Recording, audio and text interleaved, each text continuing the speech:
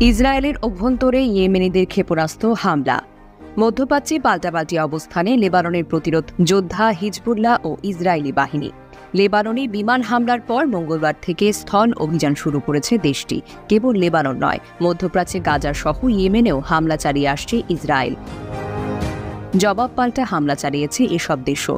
বুধবার ইয়েমেনের বিদ্রোহী গোষ্ঠী হুতিরা জানিয়েছে, ইসরায়েলের অভ্যন্তরে সফলভাবে হামলা চালানো হয়েছে। ফিলিস্তিন ও লেবাননের জনগণের প্রতি সমর্থন জানিয়ে এ সকল হামলা চালানো হয়েছে। কাতার ভিত্তিক সংবাদ মাধ্যম আল জাজিরার এক প্রতিবেদনে এ সকল তথ্য জানানো হয়েছে।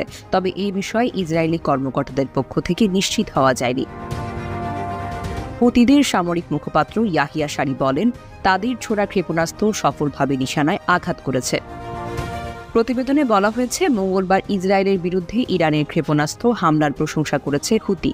তারা জানিয়েছে, গাজা ও লেবাননের বিরুদ্ধে যুদ্ধ বন্ধ না করা এবং গাজা অবরোধ প্রত্যাহার না হওয়া পর্যন্ত আমরা ইসরায়েলি শত্রু বা তাদের সমর্থনকারীদের বিরুদ্ধে আমাদের অভিযান প্রসারিত করতে দ্বিধা করব না।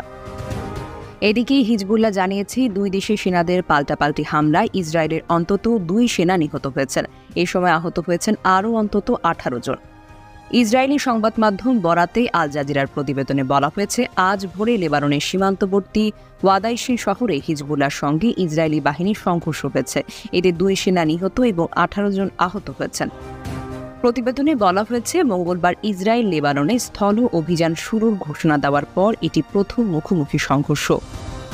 আল জাজিরা জানিয়েছে, ইসরায়েলের জন্য দক্ষিণ লেবাননে হিজবুল্লাহর বিরুদ্ধে স্থল অভিযান গাজায় ফিলিস্তিনের স্বাধীনতাকামীদের সংগঠন হামাসের মুখোমুখি হওয়ার চেয়ে অনেক বেশি চ্যালেঞ্জিং। কেননা হিজবুল্লাহ একটি শক্তিশালী শত্রুপক্ষ, যারা দীর্ঘ প্রশিক্ষণ নিয়েছে এবং তাদের সৈন্যরা সিরিয়ায় বহু বছর ধরে যুদ্ধও করেছে। এর আগে আল জাজিরা জানায়, লেবাননে স্থল হামলা শুরুর পর ইসরায়েলের পদাতিক বাহিনী প্রথমবারের মতো মুখোমুখি প্রতিরোধের সম্মুখীন হয়েছে। বুধবার ভোরে ওয়াদাইশি শহরে অনুপ্রবেশ করার চেষ্টাকালে লেবাননের যোদ্ধারা তাদের গতিরোধ করে। শেষ খবর পাওয়া পর্যন্ত সেখানে ব্যাপক যুদ্ধ চলেছে। আন্তর্জাতিক news desk, voice, Chattogram world.